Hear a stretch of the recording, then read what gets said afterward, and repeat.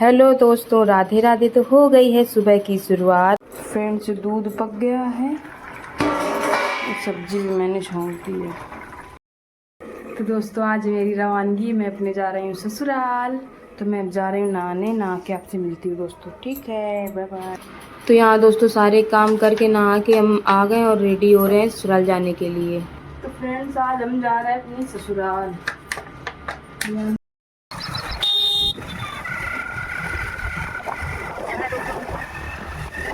तो दोस्तों, हम लोग निकल पड़े हैं। ये रास्ते का नज़ारा है, देखिए कितने सुंदर बादल हैं, हरियाली है। तो हमने सोचा वीडियो क्यों ना शूट कर लिया जाए। फिर रास्ते में मिलती है हमें मार्केट, फिर वहाँ हमने भगवान जी देखे और उनके सारे कपड़े तो हमें समझ में नहीं आया। फिर हमने सोचा वहीं अपनी पास की मार्केट से किसी बर्तन की दुकान से ले लेंगे। फिर वहाँ से आके मैंने वहीं से लिए, फिर सारा सामान लेके घर आए। तो घर की हालत बहुत बिगड़ी हुई थी। सबसे पहला काम था मेरा दूध को बर्तन में वापस डालना, नहीं ख़राब हो जाता। फिर मैं झाड़ू पोछा में लग जाती हूँ, सारी किचन की सफाई करती हूँ, झाड़ू लगाती हूँ, बिस्तर बदलती हूँ, पोछा लगाती हूँ। इतने काम की शाम तक हमें यही करते करते बीत जाती है। फिर उसके बाद हमें भगवान जी की चौकी भी तैयार करनी थी, क्योंकि अभी तक 1-1.5 महीना हो गया मेरे यहाँ भगवान जी की चौकी नहीं थी, कोई भी भगवान नहीं थे। हम इंतज़ार कर रहे थे। मेरे यहाँ कुछ बच्चे भी हो गए थे, इस चक्कर में और नहीं लिया। हमने सोचा कि जन्माष्टमी पे भी भगवान जी को लेंगे। फिर सारा काम करने के बाद वहाँ से आना है, कहीं से आओ तो हालत ख़राब हो जाती है काम करते करते। दोस्तों, मैंने ये किचन तो साफ़ कर ली अपनी सारी। अब यहाँ पे बनेगा पूजा का सामान भगवान जी के लिए। और भगवान जी के भी बर्तन निकाल के हमने रख दिए जो थोड़े से थे। और मैं कुछ सामान लेके आई, वो भी दिखाती हूँ मैं आज अपने लिए। दोस्तों, मैं यहाँ पे मंदिर अपना डेकोरेट करने जा रही हूँ। तो मैं पूरा डेकोरेट करके आपसे मिलती हूँ। दोस्तों, मेरे प्रभु जी का सिंहासन रेडी हो गया। आप लोग बताइए कैसी सजावट हुई है। दोस्तों, मैं नहाती ये पंचमेवा मैंने काट लिया है। ये मेरी सारी सामग्री है। चीनी भी मैंने पीस ली, वो आटा रखा पुआ के लिए। ये मैंने पंजीरी कल्हार ली। मेरे इतने काम हो गए दोस्तों, और मेरा अभी तैयार भी होना है। हमें फूल, हाँ फूल तोड़ना है। पापा से बोल दो। कहाँ से? ठीक, कपड़े पहना दें? ठीक है दोस्तों, अब ये और कर लूँ, आपसे मिलती हूँ फिर।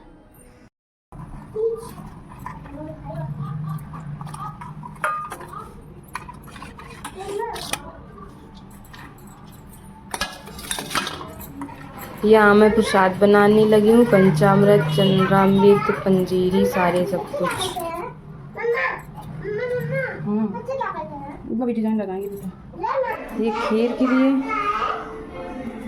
खीर के लिए दोस्तों पानी चढ़ा दिया है। ये पुआ के लिए थोड़ा सा आटा मार लेती हूँ। यहाँ पे जो मैंने पानी रखा था खीर बनने के लिए, उसी में मैं जब वो खोलने लगा था तब मैंने 2-3 पानी से चावल धुल के उसमें डाल दिए। चावल डालने के बाद चला देंगे। फिर मैंने जो चीनी पीसी थी उसी को थोड़ा सा पानी डाल के घोल लूँगी और फिर उसी से मैं आटा लगा लूँगी पुआ के लिए।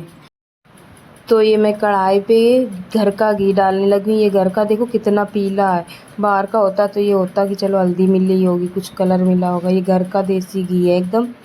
ये मैं थोड़ा सा कढ़ाई में डाल दूँगी। जितना पुआ बनाना, थोड़े से पुए बनाने, उस थोड़े से बनाने के लिए उतना ही डालूँगी। और इधर मेरी खीर भी पकने वाली है थोड़ी सी, अभी आधी पक गई आधी बची। इसमें दूध भी मैंने डाल दिया है। अब उसके बाद मैं पुआ निकालने लगूँगी। देखिए ये मेरे पुए भी बनने लगे हैं दोस्तों। ये है चंदामृत, ये है पंजीरी, ये है खीर, ये है पुए। ये सारी चीज़ें बन गई हैं। और देखती हूँ बाबू। ये मैंने बेडशीट नई बिछा दी है क्योंकि वो जूठ उठी थी, इसलिए मैंने बिछा दी है। बहुत गर्मी लगी, बिल्कुल आराम करेंगे। प्राण प्रतिष्ठा करवाएंगे अपने प्रभु जी के। आज न्यू ईयर आए इसलिए। फिर यहाँ हम आ जाते हैं भगवान जी की चौकी के पास। अब भगवान जी की, हम लड्डू गोपाल जी की आँखों में पट्टी बांध दी है। उसके बाद उनकी प्राण प्रतिष्ठा शुरू करेंगे। तो एक कटोरे में हमने स्वास्तिक बना लिया, उनके सिंहासन पे भी स्वास्तिक बना दिया है और बारी बारी से उनको हर एक चीज़ से ढकेंगे और पीला कपड़ा भी उड़ाएंगे। फिर ये सब करने के बाद एक दीपक भी जला दिया है अक्षत रख के नीचे, उसमें तुलसी दल भी रख दिया है। और फिर सबसे पहले हम चावल में ढकेंगे अपने लड्डू गोपाल।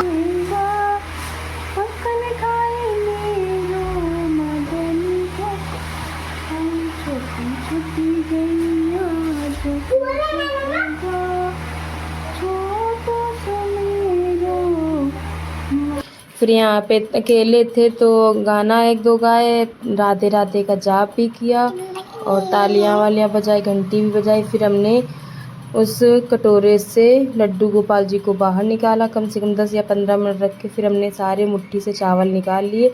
अब आई फलों की बारी। अब फलों को रख के फिर लड्डू गोपाल जी को रखेंगे। फलों में है सेब, केला, अनार, यही मौसमी फल ले आए थे, उनसे हमने सारा लड्डू गोपाल जी को ढक के फिर से पीला कपड़ा उड़ा दिया है। एक तुलसी का पत्ता भी रख दिया है।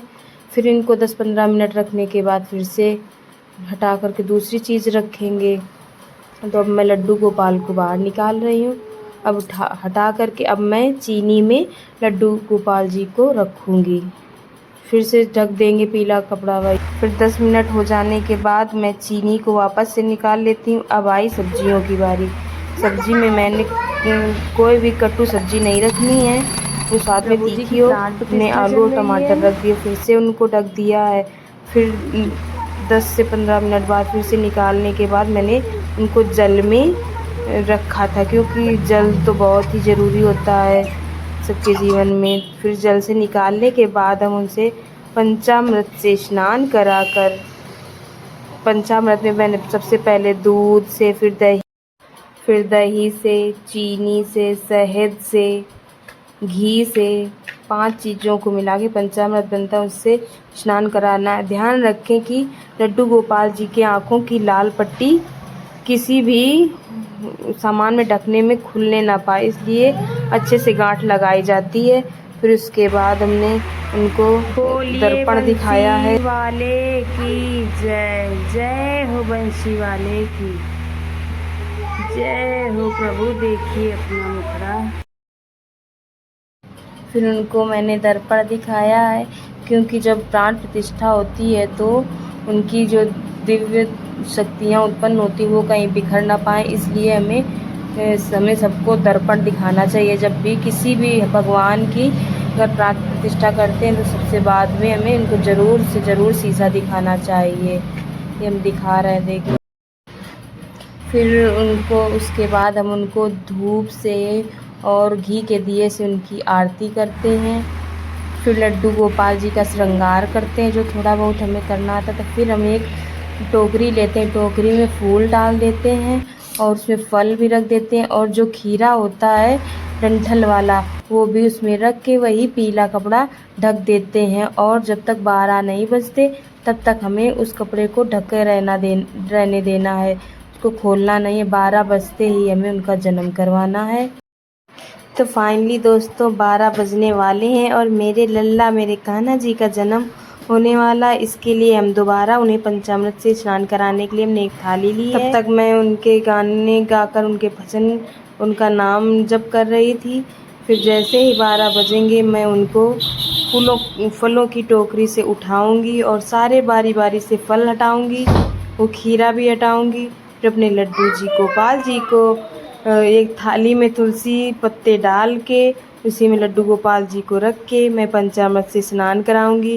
मैंने पहले दूध से, फिर दही से, घी से, शहद से, चीनी से सबसे स्नान करा के फिर साफ़ पानी से धुल के उनको साफ़ कपड़े से पोंछ के अच्छे से श्रृंगार किया, कपड़े पहनाए, मुरली, उनके जो कान की कुंडल है वो पहनाइए।